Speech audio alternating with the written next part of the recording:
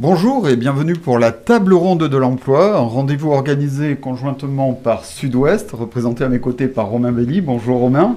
Bonjour. Par la République des Pyrénées et l'Éclair et qui vient poursuivre... Représenté par Bruno Robali. Bonjour Bruno. Oui, bonjour. Et qui vient poursuivre en gros le travail accompli dans Pyrénées Éco qui est sorti au début du mois de décembre. Nous avons 3 invités sur le plateau. On va commencer par Sébastien Labourdette. Bonjour Sébastien. Bonjour. Vous êtes président du groupe Sogeba et président de la fédération du BTP 64. En quelques mots, présentez-nous la fédération. La fédération du BTP des Pyrénées-Atlantiques, c'est 700 entreprises environ sur le territoire. On compte aujourd'hui 15 000 salariés dans nos troupes. C'est tous les métiers de la construction qui sont représentés au sein de la fédération du BTP. Alors à vos côtés, Monsieur Labourdette, vous avez quelqu'un que vous connaissez bien, qui est Pierre Nergararian, le président du GIP Chempark. Alors GIP, on a toujours un peu de mal à savoir ce que c'est. C'est un groupement d'intérêt public qui rassemble pas mal d'entreprises et d'intérêt public et privé. Alors expliquez-nous qui vous êtes et qu'est-ce que vous représentez. Donc d'abord, bonjour à tous. Donc Chempark est un groupement d'intérêt public qui regroupe pas mal d'entités, les syndicats, les communautés de communes, les CCI, la recherche, l'industrie, les PME, PMI, LAC+, enfin vous voyez c'est un ensemble, l'État également, et ça a été créé en 2003. Et donc j'ai pris la présidence de Chempark il y a une dizaine d'années. Donc c'est basé sur le bassin de Lac. Alors c'est essentiellement sur le bassin de Lac, mais Chempark est ouvert à toutes les opportunités qui peuvent se présenter. C'est-à-dire que si on a des projets qui sont plutôt adaptés sur le site de l'aéroport, on dirige les gens vers ce site. Et enfin, notre dernier invité, c'est David Viala. Bonjour. Bonjour, Monsieur Viala. Vous êtes directeur territorial de Pôle emploi dans les Pyrénées-Atlantiques. Alors, vous pesez entre 9 et 10 000 emplois par jour, c'est ça, sur votre site ? Oui, à peu près, environ 9-10 000 emplois par jour. Pour l'emploi sur le département, c'est 9 agences, c'est 450 collaborateurs au service des entreprises et des demandeurs d'emploi pour travailler sur ce travail d'intermédiation. Très bien, alors on va rentrer dans le vif du sujet, messieurs, si vous le voulez bien. On va commencer par le constat. On a intitulé cette table ronde la table ronde de l'emploi, parce qu'on veut savoir combien d'emplois on a dans le département, quels sont les secteurs qui recrutent. Alors je ne sais pas pourquoi, mais je vais commencer par M. Labourdette et le BTP, parce que quelque chose me dit, en tout cas à la lecture de ce supplément, qu'une bonne partie des 10 000 emplois qui sont chaque jour sur le site de Pôle emploi, ils sont dans le BTP. Alors combien précisément et quels sont vos processus de recrutement et qu'est-ce qui vous manque aujourd'hui ? Alors effectivement, le secteur de la construction, le BTP en général, est fortement touché par le recrutement et par la recherche de collaborateurs dans nos entreprises. À ce jour, post-Covid, on a environ 2200 offres d'emploi connues dans nos entreprises, donc c'est quand même un chiffre important. Il faut reconnaître qu'il était déjà relativement important avant le Covid. Donc c'est un secteur qui est en tension depuis déjà plusieurs années. Donc il nous revient la responsabilité de mettre en place des mécanismes de recrutement et de recherche d'attractivité et de collaborateurs pour les entreprises. Comme je vous disais, je ne connais pas aujourd'hui une seule entreprise qui ne recherche pas quelqu'un. Donc on a évidemment besoin de bouger un petit peu les lignes pour pouvoir trouver ces forces vives, je dirais. Concrètement, quelles sont les conséquences ? Eh bien, on a aujourd'hui des carnets de commandes finalement qui ont tendance à se rallonger puisque l'activité a bien repris dans le métier de la construction. Donc des carnets de commandes qui s'allongent. Donc pour le consommateur, c'est des fois des délais qui s'allongent entre la prise de commande et la réalisation des travaux, ce qui n'est pas forcément satisfaisant puisqu'on sait tous aujourd'hui que quand on commande quelque chose, on ne veut pas attendre des mois avant de l'obtenir. On ne veut pas non plus freiner la relance économique parce que le plan de relance nous a bien quelque part doté au titre de la construction, de la rénovation énergétique, des énergies renouvelables. Donc le challenge est grand. La situation devrait perdurer quelque temps, mais on a mis en place plusieurs actions pour essayer de trouver ces 2200 personnes que l'on recherche. Oui, Pierre, vous aussi sur le bassin de Lac, il y a des besoins. Je crois qu'on parle, si j'ai bien lu Pyrénées Éco, on parle de plus de 400 créations d'emplois sur le bassin de Lac. Vous aussi, vous peinez à recruter ? Alors, on peine. Là, on est dans la démarche où on annonce ces bonnes nouvelles, c'est-à-dire que dans les 5 ans qui viennent, on a 400 à 450 millions d'investissements de nouvelles entreprises qui viennent s'implanter dans différents domaines liés à la transition énergétique essentiellement. Donc ça, c'est l'élément fort. Et à ces créations, ces nouvelles sociétés vont amener la nécessité de créer de nouveaux emplois au niveau de 400. Et c'est plutôt des chiffres minimums. En plus, avec l'émergence et l'arrivée sur le bassin de lac de nouveaux métiers, de métiers qui n'étaient pas présents sur le bassin de lac, qui pouvaient être présents ailleurs, mais pas forcément sur le bassin de lac, et qui offrent de nouvelles opportunités. Alors, comme le disait Sébastien à l'instant, le plan de relance a aidé. On a des emplois dans la pharmacie, donc ça, c'est des choses qui existent, mais il va y avoir des relocalisations d'emplois. Et puis des créations proprement dit dans le domaine de la logistique, par exemple. On a un très beau projet avec le groupe Lidl qui vient s'installer sur le site de Lac, où il y a des besoins de frigorifistes, mais aussi de logisticiens. Ça, c'est une part importante. Mais il y a également des emplois dans la chimie verte et dans la chimie décarbonée. Donc on est en plein dans l'actualité des nouveaux emplois. Oui, c'est vrai qu'on voit les gros projets comme Alpha Kitine notamment. C'est vrai que c'est des éléments moteurs. Oui, alors absolument. Alors Alpha Kitine, c'est des emplois qu'on n'avait pas forcément vu venir il y a encore quelques années. Mais voyez, le site est très attractif. Et puis, ce que je voudrais dire, c'est qu'on s'inscrit dans un réseau qui fait qu'aujourd'hui, le site de Lac est très connu. Et donc, on a des, à travers ADI, par exemple, on a des opportunités, ou Business France, on a des opportunités, et des gens comme Alpha Kitine viennent découvrir le site de Lac, et finalement, avec les financements que l'on peut proposer, sont plutôt attirés vers chez nous.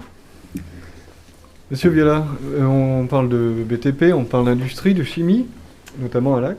Mais ce ne sont pas les seuls secteurs où on recherche des demandeurs d'emploi, des emplois, pardon. On a sur les 10 000 personnes que vous recherchez au quotidien, d'autres métiers comme l'aide à la personne, l'hôtellerie-restauration, notamment. Est-ce que vous en avez d'autres en tête? Oui, complètement. On a on va dire 5 grands secteurs qui doivent représenter à peu près 70% des offres d'emploi qui sont disponibles. Alors au premier rang d'entre elles, bien entendu, le secteur du BTP qui est un gros fournisseur, d'autant qu'on est hors saison côté hôtellerie-restauration. Mais quand on met à côté effectivement tout le secteur industriel, qu'on met tout le secteur de l'hôtellerie, des cafés, des restaurants, qu'on rajoute le commerce et tout ce qui tourne autour du transport, de la logistique, et j'allais presque en rajouter un 6e autour de l'agriculture, vous voyez que le panel est large sur les opportunités d'emploi et la diversité des secteurs d'activité qui aujourd'hui sont en demande de main-d'œuvre. Logistique, on a cru comprendre qu'il allait y avoir quelques offres du côté de... Absolument. Alors ce que l'on a vu à la lecture notamment de Pyrénées Éco, c'est le rôle fondamental de la formation. Et la question que je vais commencer par Sébastien Labourdette, comment la fédération du BTP s'appuie sur la formation pour aider les entreprises, pour les accompagner dans leur recrutement?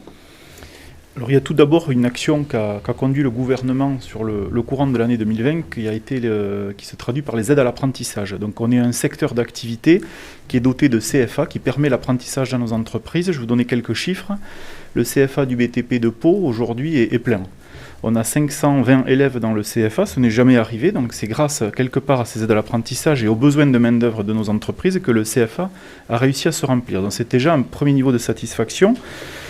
Le deuxième, je vais le traduire par un autre chiffre qui est le nombre de réalisations de contrats d'apprentissage sur l'année écoulée, qui est de 800 contrats d'apprentissage réalisés dans le secteur de la construction.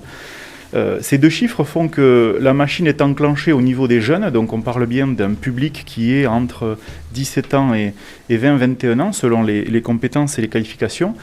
Ce qui est déjà un premier niveau de satisfaction, puisque le cycle d'apprentissage permet en 2 ans déjà de mettre certaines personnes dans le marché de l'emploi. Donc nous avons décidé localement, avec la Fédération du BTP, d'appuyer fortement ce vecteur, je dirais, de recrutement. Est-ce que vous avez le sentiment que l'image du BTP a un peu changé? Vous savez, avant, on disait que les filières générales étaient attiraient plus, en tout cas les parents. Est-ce qu'aujourd'hui, vous avez le sentiment que votre image a changé et que les parents sont plus enclins à laisser leurs enfants aller vers des filières techniques? Alors si si le sentiment effectivement d'être plus attractif, je l'ai personnellement, je pense que c'est une réalité. Pourquoi ? Parce qu'aujourd'hui, on est bien dans un secteur qui n'est pas délocalisable. Donc aujourd'hui, vous mettriez votre enfant dans une entreprise à Pau, il risque d'y rester toute sa vie, s'il le souhaite. Deuxièmement, on a un secteur d'activité qui est intéressant au titre notamment de la rémunération, puisqu'on parle beaucoup de ça en ce moment avec des hausses de salaire qui sont importantes dans tous les secteurs, je dirais, économiques. La construction joue son rôle. Nous n'avons que des emplois à plein temps et bien souvent à 169 heures. Nous avons des indemnisations, notamment des paniers de repas, des repas du midi par exemple, pour environ 12 € selon les secteurs d'activité, ce qui n'est pas neutre parce que tous les métiers aujourd'hui ne rémunèrent pas le repas du midi. Nous avons ensuite tout un tas d'évolutions technologiques qui permettent de rendre ce métier intéressant, le numérique, la mécanisation. Il ne faut plus croire qu'aujourd'hui le plombier polonais ou le maçon est un emploi dur, difficile, et j'appelle tous les parents quelque part à envoyer leurs enfants dans ce secteur-là. Nous n'avons personne au SMIC. Le premier niveau de grille chez nous est environ 10% au-dessus du SMIC. Alors vous avez un petit peu devancé nos futures questions sur comment relancer cette attractivité. D'abord, on s'intéresse aussi à la formation. Pierre Nergararian, comme vous l'avez dit, il va y avoir des emplois. On va avoir besoin de main-d'œuvre, on va avoir besoin de former aussi des gens, notamment sur le bassin de lac. Comment on forme les jeunes et comment votre groupement s'y intéresse ? Est-ce qu'il y a des liens avec l'université, par exemple ? Alors, c'est tout à fait d'actualité puisque nous venons de signer un protocole avec l'université, avec l'UPPA, la CCLO, donc la communauté de communes La Cortaise, et puis Agence pour l'emploi est aussi partie prenante à notre démarche pour créer ce qu'on appelle un campus des métiers. Donc c'est une démarche qui devrait être labellisée au premier trimestre 2022. Et au cours de cette démarche, nous cherchons à valoriser des formations, à faire un peu du sur-mesure, adapté à la chimie décarbonée, adapté à tout ce qui fait que on a une spécificité et donc des formations, ce que j'appelle à forte valeur ajoutée. Et je voudrais citer à ce titre d'ailleurs la cité scolaire de Mourenx, où on a, et peu de gens le savent, on a dans les équipes de Madame Laurence Cerezuela des formations jusqu'au niveau BTS de très haut niveau en génie chimique. Sans parler bien sûr de nos écoles d'ingénieurs, de notre école de commerce à la CCI, enfin, et de l'école du sport qui est dans un domaine différent. Mais là, on est vraiment dans une démarche, on parlera d'attractivité peut-être après, mais je vous assure que le site de Pau dans son ensemble et de Pau-Lac est un site où on peut vraiment avoir de très bonnes formations. Oui, David Viala, on voit tant chez Pierre que chez Sébastien cette volonté de faire coller la formation aux réalités du terrain. Comment concrètement ça se passe aussi à Pôle emploi ? Alors ça se passe déjà avec la plus grande proximité avec les branches professionnelles, avec l'ensemble des acteurs qui connaissent ces besoins avec précision. J'ai coutume de dire, moi, si je ne connais pas le besoin d'une entreprise, je suis certain d'une chose, c'est que je ne le satisferai pas.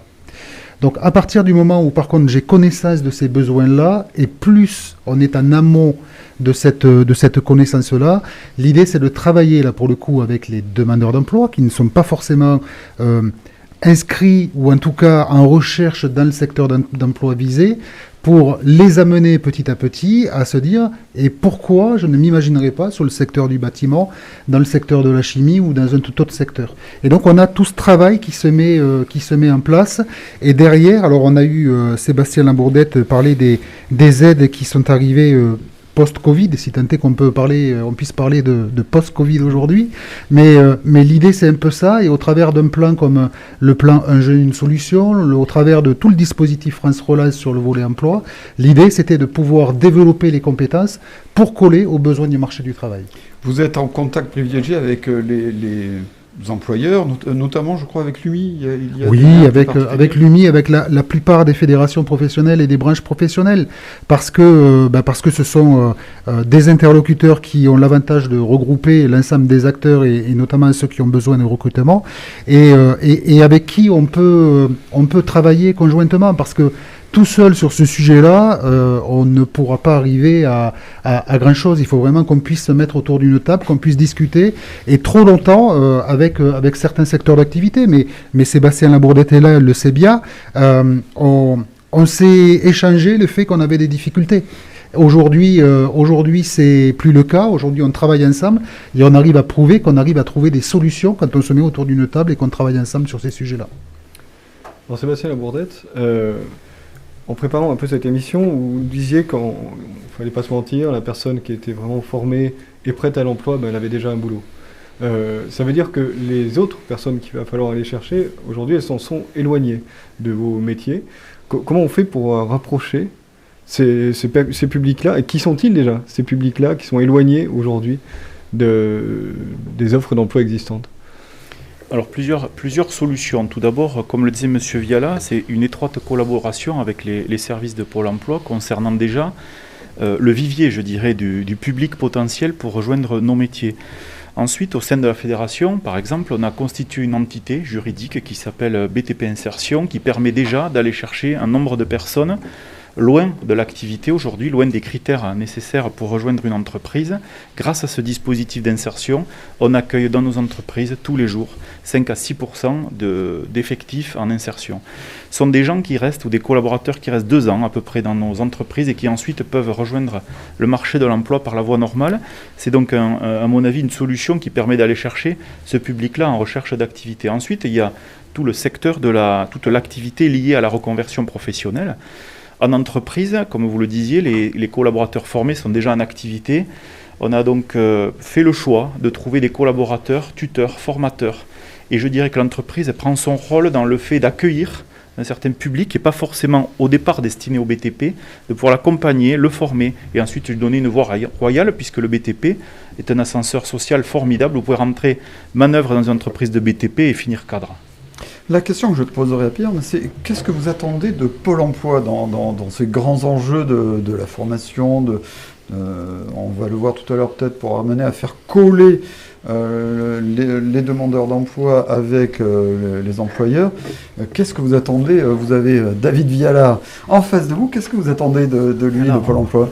On en a déjà parlé ensemble, mais bon, il y a une formule qui me revient. Quand on part seul, on va quelquefois vite, mais quand on travaille ensemble, on va beaucoup plus loin. Et c'est ça, au fond, cette démarche. On est dans une démarche très volontaire pour qu'ensemble, on soit capable de mettre clairement quels sont les besoins de formation. Et on peut faire même des formations très spécifiques avec Pôle emploi, avec les entreprises qui ont besoin d'avoir des gens très, très spécifiques en matière de thermoplastie, en matière on parlait d'alpha-kétine, il va y avoir c'est des nouveaux métiers qu'il faut inventer. Et je dirais que les écoles d'ingénieurs que l'on a à Pau, je pense en particulier à l'école de génie chimique, je pense à tous ces éléments qui sont nécessaires pour développer il y a des stages à faire. Et puis il y a un mot-clé qui me vient. Et si je devais garder un seul mot, ça serait celui-là, c'est le mot alternance. Qu'est-ce que vous en pensez, David Viala? Que de bonnes choses. Moi, je vais juste illustrer tout ça par 2 exemples, si vous le permettez. On parlait tout à l'heure de pouvoir anticiper le plus possible. Ça se fait avec effectivement les organisations professionnelles, ça se fait avec les collectivités locales également. Dans le cadre précis, puisqu'on était sur le bassin de Mourinx, où on sait qu'on a ce projet Lidl qui va arriver, et qui va être fortement générateur d'emplois. Oui, c'est ça. Comment le Pôle emploi va pouvoir... tout l'intérêt, c'est de pouvoir se retrouver dès le démarrage et dès le début de la chaîne dans le circuit d'information pour pouvoir anticiper, parce que le sujet, il est là. La formation prend du temps, de toute façon. On ne peut pas former en un claquement de doigts, donc tout ça, ça se prépare, et sur un projet, je trouve que c'est un exemple tout à fait parfait, où on est associé dès le démarrage sur les questions RH. On peut se positionner en apporteur de solutions RH, là, pour le coup, et initier les formations, initier le travail auprès des demandeurs d'emploi, et travailler de cette manière-là. Le deuxième exemple auquel je pensais, qui est toujours sur le bassin là, de Mourinx, de Lac, on a travaillé avec les entreprises du réseau Lac Plus à trouver des personnes qui étaient à des années-lumière du secteur de l'industrie, sur des métiers de tuyauteur, d'électricien. J'ai le cas d'une jeune femme qui est aujourd'hui en formation chez Eiffage qui était, je crois, avec une licence de lettres, et qui était, si on lui avait dit il y a quelques années, vous allez travailler dans l'industrie comme tuyauteuse, elle nous aurait regardé avec des yeux éberlués. Et pour autant, aujourd'hui, on a cette jeune femme, féminisation des métiers dans le secteur industriel, qui est en plein épanouissement et qui se régale dans ce qu'elle fait. Donc on peut faire des choses, mais il faut du temps. Alors, M. Viala, on va continuer et on va essayer de enfin répondre à la question qu'on pose depuis le début, à savoir comment rapprocher l'offre de la demande, ou la demande de l'offre, on ne sait plus vraiment. C'est les deux. Voilà. Monsieur Labourdette disait tout à l'heure qu'il avait 2200 offres d'emploi disponibles. Et je lisais dans Pyrénées Éco qu'il y a à peu près 1800 profils, plus ou moins BTP, qui n'ont pas d'emploi aujourd'hui. Alors comment c'est possible d'avoir à peu près 2000 offres d'emploi de dispo et à peu près 2000 candidats et que les uns et les autres ne se rencontrent pas? Alors c'est là que toutes les mathématiques atteignent leurs limites. C'est là que la licence de lettres est importante. Absolument. 1 plus 1 ne fait pas 2. Pourquoi? Tout simplement parce qu'on est sur de l'humain. Et on peut agréger des chiffres, effectivement, et dans les grandes masses, vous avez 2000 demandeurs d'emploi, vous avez 2000 offres d'emploi de l'autre côté. Mais sont-ils domiciliés aux endroits où sont les offres d'emploi? Sont-ils dans le secteur, alors dans le secteur d'activité, oui, mais dans les métiers précis qui sont recherchés, etc., etc. Donc c'est là où on a toutes ces limites-là, et c'est là où il faut alors travailler sur ce vivier-là et puis amener en apportant des compétences supplémentaires et peut-être l'électricien ou je ne sais quel autre métier, le faire évoluer vers notre métier du second œuvre dans le bâtiment. Mais c'est aussi aller chercher d'autres profils, d'autres personnes, et on a multiplié tout au long de l'année 2021 des petites manifestations, des job dating qu'on a co-organisé avec la Fédération française du bâtiment, qu'on a fait sur Biarritz, mais qu'on a voulu surtout délocaliser sur des bassins de vie, sur des bassins d'emploi, pour faire rencontrer des entreprises du bâtiment local avec des demandeurs d'emploi qui n'étaient pas du secteur du bâtiment, mais avec tout un travail. Et là, moi, je tiens à saluer le travail qui a été fait par la branche professionnelle et la fédération, qui est de dire, voilà, le parfait candidat formé, avec l'expérience qui va bien, etc., il n'existe pas, ou s'il existe, en tout cas, il est en poste dans les entreprises. Donc ça veut dire qu'il faut ouvrir le champ des possibles et accepter de prendre des personnes qui ont envie de s'investir dans ce secteur d'activité-là, et derrière de travailler sur de la formation et faire monter en compétences. J'allais vous poser la question, mais en fait, je pense que je vais la poser à Sébastien Labourdette. Dans votre interview, dans Pyrénées Éco, vous expliquiez que les entreprises, elles doivent être bankable. C'est-à-dire qu'elles doivent savoir attirer les candidats à l'emploi, et il faut aussi qu'elles sachent les garder. Ouais. Parce que comme il y a beaucoup de boulot aujourd'hui, en fait, on a le choix. Alors comment on fait, Sébastien Labourdette, pour attirer et surtout pour garder les gens dans les entreprises? Vous parliez tout à l'heure des salaires, de la progression possible. Là, on est au cœur de la question de l'attractivité des entreprises. Exactement. Et comme je suis quelqu'un qui aime les choses concrètes, je vais essayer de vous délivrer quelques pistes concrètes. Aujourd'hui, effectivement, d'abord, il faut faire savoir qui on est au titre du BTP, que sont les métiers de nos entreprises. Donc, il faut communiquer là-dessus, faire savoir ce qu'est vraiment le métier de la construction. Vous parliez tout à l'heure des jeunes, mais je vous garantis que 9 fois sur 10 sur un apprenti, ce n'est pas le jeune qui pose problème, ce sont soit ses parents qui ne sont pas convaincus de la filière, et j'en veux à personne, mais à un moment donné, il faut faire savoir ce qu'il y a derrière. C'est ça l'enjeu numéro 1. On a ce titre lancé cette année avec la Fédération française du bâtiment, l'équipe de France du BTP. Alors c'est tout nouveau, ça sort depuis le 1er décembre. On a constitué l'équipe de France du BTP puisque nous avons la chance d'avoir au mois de septembre 2024 en France les World Skills. Ce sont donc tout simplement les championnats du monde des métiers qui sont en France. Il y a 16 métiers du BTP qui vont s'affronter à Lyon au mois de septembre 2024. Et à ce titre, on fait une grosse campagne de communication et de promotion au titre de ce petit concours, comme l'a quelque part fait la restauration en son temps, pour pouvoir arriver à convaincre les jeunes de ces métiers, de leur filière, de leur évolution. Et comme je vous disais tout à l'heure, quelqu'un qui rentre par la voie normale dans nos métiers peut très bien finir sa carrière en ayant un poste de cadre, et c'est juste ça qu'il faut faire savoir. Bien évidemment, vous le soulignez, la rémunération va de pair. Aujourd'hui, toutes les grilles de la rémunération du BTP sont en train d'évoluer fortement parce que l'accent est mis et sur la rémunération et sur la promotion des métiers. Oui, Pierre, on a vu, alors, Sébastien Labordette sort du lourd, parce que je crois qu'il y aura Christophe Furios pour manager ces jeunes. Il y a une espèce de... Est-ce qu'il y a une espèce de concurrence entre les secteurs d'activité ou pour recruter des jeunes ou des moins jeunes? Luc Areil, peut-être, pour... oui, peut-être. On sait jamais. Pardon? Il parlait de Luc Areil. Luc Areil de la section paloise, peut-être, pour aider. De toute façon, il n'y a pas de compétition. D'abord, on a été ensemble à la CCI pendant de nombreuses années et on a toujours travaillé à l'attractivité du Béarn. Donc il faut voir les choses ensemble, comme je disais. Et puis, je reviens sur le mot-clé, pour moi, quand on parle de jeunes, c'est l'alternance. C'est bien pour les entreprises, c'est bien pour les jeunes. Ils peuvent faire des choix et c'est vraiment, pour moi, une des solutions majeures qui permet à des jeunes d'intégrer l'entreprise, à l'entreprise de pouvoir voir ce qu'ils valent, parce il y a aussi une question de valeur. Et puis, on parlait des métiers du BTP, mais dans le domaine de la chimie. Quand on vous parle de chimie, ça ne fait pas forcément rêver. Mais si je vous dis transition énergétique, là, vous allez tout de suite avoir une vision plus positive. Eh bien, il n'y a pas de transition énergétique sans chimie. C'est une chose que je voudrais vous dire. Alors, je vais l'illustrer avec un exemple. Sur le site de Lac, nous avons à côté de Chempark créé ce qu'on appelle Chem Startup, qui est où on fait grandir des pépites. Je pourrais parler d'M2I et des phéromones. C'est 5 ingénieurs qui ont une idée. Aujourd'hui, ils sont 35 ou 40 et demain, ils seront 100. Voilà des exemples.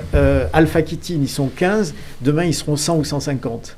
Voilà des exemples qui montrent que en partant de process, on est capable de faire des pilotes industriels et derrière, d'avoir une vision plus large pour le territoire. Et ce qui est très important, c'est que si on sait accompagner ces entrepreneurs, eh bien, on saura aussi, avec des méthodes modernes, trouver les matériaux adaptés, non carbonés, pour ces métiers. En plus, vous avez la chance maintenant sur le bassin de l'Avre d'avoir une diversification des offres. Ce n'est plus une industrie monolithique, c'est ça qui change un peu la donne. Alors ça, c'est la force de ce territoire, c'est que c'est pluridisciplinaire.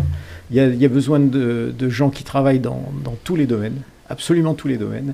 Je voulais parler de thermoplastie parce que peu de gens savent que parmi les 100 doctorants que nous avons sur Lac, beaucoup travaillent, par exemple, à la conception de nouvelles pales pour éoliennes, avec des matériaux de recyclage. Donc voilà des choses où la fibre de carbone chez Toray qui sert à faire des vélos ultra légers et ultra performants. Vous avez beaucoup de batteries, quoi. On est dans des domaines qui touchent et qui plaisent aujourd'hui beaucoup. Donc en termes d'attractivité, je pense que le territoire Pau-Lac est très très important. Je vois l'œil de Sébastien Labordette qui frise, parce qu'avec toutes ces offres d'emploi, je pense qu'on va devoir construire une ville nouvelle encore. On n'a pas trop parlé des emplois en question. On voit dans ce Pyrénées Éco qu'il y a beaucoup de CDI en fait, qui sont proposés. Avant de parler un petit peu d'intérim, est-ce que vous pouvez nous dire en gros la proportion? Est-ce que vous avez une idée? CDI, CDD? Oui, complètement. Et c'est une vraie transformation du marché du travail. Parce que jusqu'à présent, j'allais dire jusqu'à l'avant-Covid, puisque on a cette référence maintenant qui est assez systématique. On avait une prédominance des contrats en CDD, des contrats de courte durée. Et là, aujourd'hui, sur les fameuses 9000 ou 10 000 offres qu'on évoquait en début de plateau, on en a plus de 60, presque les 2 tiers, j'allais dire, qui sont soit des offres d'emploi à contrat à durée indéterminée, soit des offres d'emploi dites durables, c'est-à-dire qui sont des CDD supérieurs à 6 mois. Donc c'est un vrai changement du marché du travail qui va avec la difficulté de recrutement, puisque on parlait d'attractivité, on est bien sur ce sujet-là, et je revendique le terme de bankable que j'évoquais dans le supplément. Il faut aujourd'hui que les entreprises, que les secteurs travaillent sur leur capacité à attirer, parce qu'au sein d'un même secteur, on a des entreprises qui ont d'énormes difficultés de recrutement et des entreprises qui n'ont que peu ou pas de difficultés de recrutement en fonction des conditions de travail qu'elles proposent. Je rebondis sur ce qu'a dit Romain et je me tourne vers Sébastien et Pierre sur la question de l'intérim. Quel est son poids, quel est son rôle? On commence par Sébastien, par exemple, dans votre secteur. Alors, Oui, l'intérim dans le secteur de la construction, c'est quelque chose, un outil indispensable pour plusieurs raisons. La première, c'est ça représente environ 3 à 4 000 emplois dans le territoire, donc c'est quelque chose d'important. Je dirais par contre que c'est un sas. C'est un sas qui doit permettre à certaines personnes de pouvoir rentrer dans le milieu, mais je dirais aussi de ne surtout pas y rester. Un sas, pourquoi? Parce que l'entreprise doit pouvoir permettre d'accueillir certains salariés grâce à l'intérim, mais de pouvoir ensuite, comme disait M. Viala, transformer ça en CDI, ce qui est aujourd'hui le modèle économique de toutes les entreprises de la construction. Peu d'entreprises ont un modèle qui est calé sur l'intérim. Ce n'est pas satisfaisant, ce n'est pas durable. Nous devons fidéliser ces collaborateurs, et pour les fidéliser, c'est avec un CDI qu'on le fait. L'intérim, pour terminer, c'est quelque chose qui nous permet de faire le tampon, je dirais, entre les accroissements forts d'activité et leur baisse brutale, comme l'a été le Covid.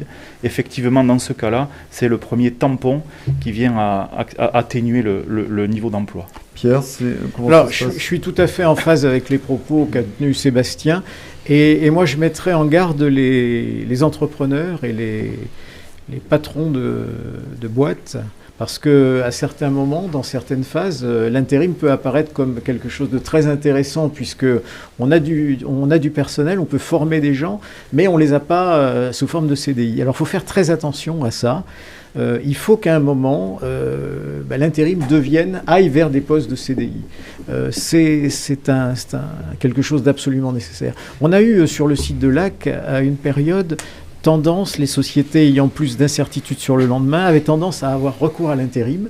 Et finalement, il y avait beaucoup de jeunes qui trouvaient plutôt sympathique de travailler entre 8 et 10 mois par an et de partir 2 mois d'été et de revenir en septembre chercher du boulot. Sauf qu'avec certaines crises, eh bien, à la rentrée de septembre, le boulot n'était pas là. Et il y a eu quelques tensions sur le site de Lac il y a quelques années à cause de ça. Donc l'intérim, oui, mais si c'est dans une ligne qui va vers le CDI. David Viala, vous, en tant que Pôle emploi, quel regard portez-vous sur l'intérim ? Un regard très bienveillant sur l'intérim. C'est pas oui, ce que dit Romain, ce ne sont pas des concurrents ? Absolument pas, ce sont des partenaires.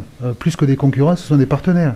On sait qu'aujourd'hui, on a certains secteurs d'activité, et c'est particulièrement le cas sur le secteur de l'industrie, dont le mode de recrutement est majoritairement l'intérim. Donc l'idée, c'est de pouvoir travailler ensemble. De toute façon, une agence de travail temporaire, quand elle a une demande de main-d'œuvre par une entreprise, son premier réflexe, c'est quoi? C'est de venir voir Pôle emploi, parce que le vivier, on le partage, on a tous le même. Et donc l'idée, c'est vraiment de pouvoir travailler de manière commune. Et on a d'excellents rapports avec les agences de travail temporaire et avec leurs représentants, leur branche qui est Prisme Emploi, pour la majorité d'entre elles, avec qui d'ailleurs, d'ici quelques mois, en début d'année, là, on va faire une manifestation à l'échelle de la région Nouvelle-Aquitaine, vraiment pour montrer le travail qu'on peut faire en collaboration. Ça se passera au sein des agences de Pôle emploi, avec l'ensemble des enseignes qui seront présentes chez nous.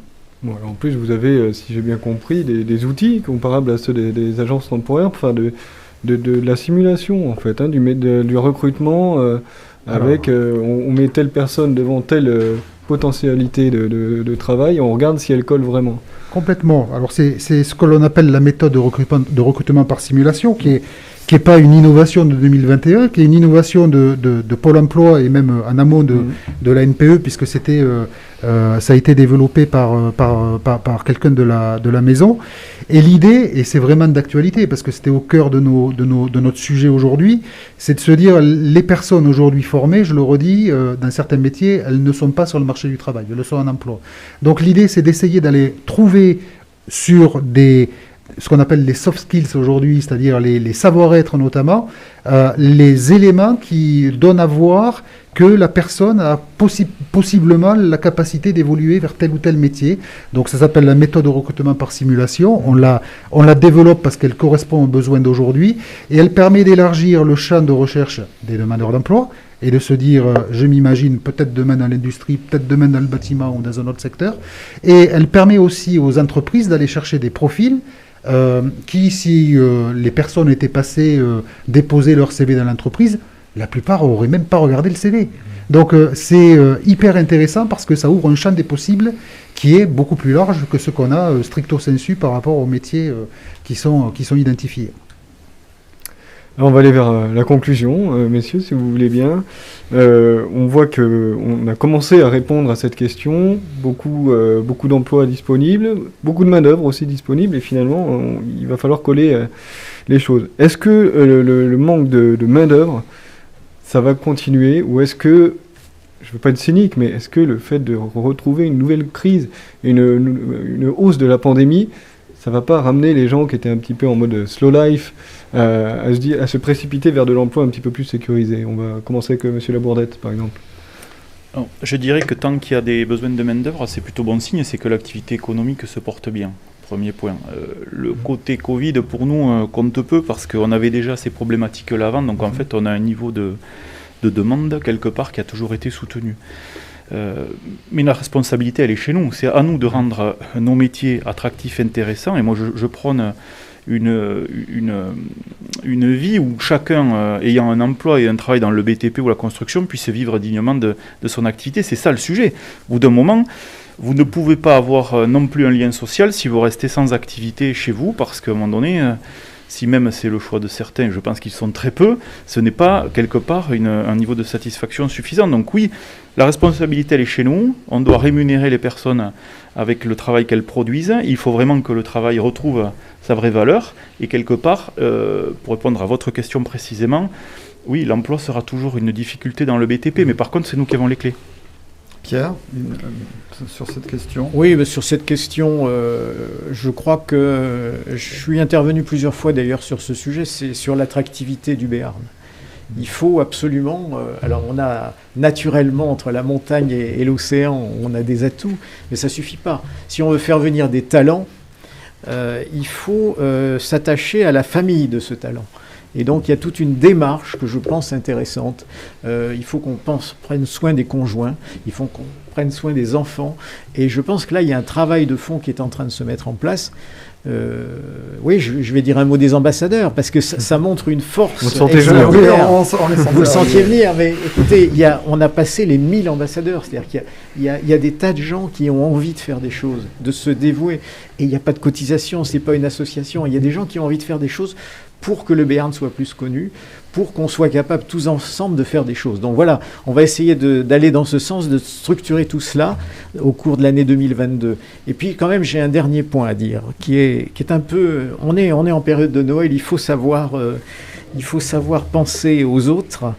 Et moi, je sortais de la boulangerie ce matin, et il y avait quelqu'un qui cherchait, qui me tendait, qui me demandait une pièce. Et je me dis que dans le monde où on est, il y a très probablement des chômeurs de longue durée ou des gens qui sont un peu à la dérive, qu'il ne faut pas qu'on oublie dans cette période. Et je ne sais pas encore sous quelle forme, mais il y a une espèce de solidarité à créer là pour que ces gens qui sont complètement en dehors de la société puissent être remis, en tout cas qu'on puisse essayer de les remettre dans une démarche positive, parce que comme le disait Sébastien, le droit au travail et pouvoir vivre de son travail, c'est pour l'homme quelque chose de très important. Oui, alors d'ailleurs, on parlait de Noël, on a oublié de demander à Sébastien une question basique, mais est-ce que tous les jouets seront livrés à Noël? Parce qu'on voit que vous avez votre pull de Noël, Sébastien. Oui, c'est pour ça que la conférence se termine, il faut que j'aille finir la tournée, cher ami. Bravo Sébastien, vous êtes le seul à avoir joué le jeu du pull de Noël ce vendredi 17 décembre. Une dernière question juste un peu plus sérieuse, Monsieur Viala, sur cette crise autour de l'emploi, enfin, qui n'est plus vraiment une crise. Est-ce que les difficultés, quand même, pour coller à la demande, elles vont perdurer, d'après vous? Ou est-ce que le fait que la pandémie redémarre, ça va un petit peu ramener les gens à l'emploi? Vous n'avez pas gardé la question la plus simple pour la fin, pour le coup. Ça, c'est compliqué de vous répondre. D'abord parce que je ne sais pas ce que va donner la pandémie, de manière très, très claire, pas plus que beaucoup de nos concitoyens. Et le deuxième sujet, c'est que moi, je suis très prudent. Quand on est sorti ça devait être la deuxième vague du Covid, on était fin 2020, l'ensemble des experts, des économistes étaient assez unanimes pour dire qu'on allait avoir un mur du chômage, on allait monter à 10% de chômage, on allait avoir... Enfin, ça allait être un raz-de-marée.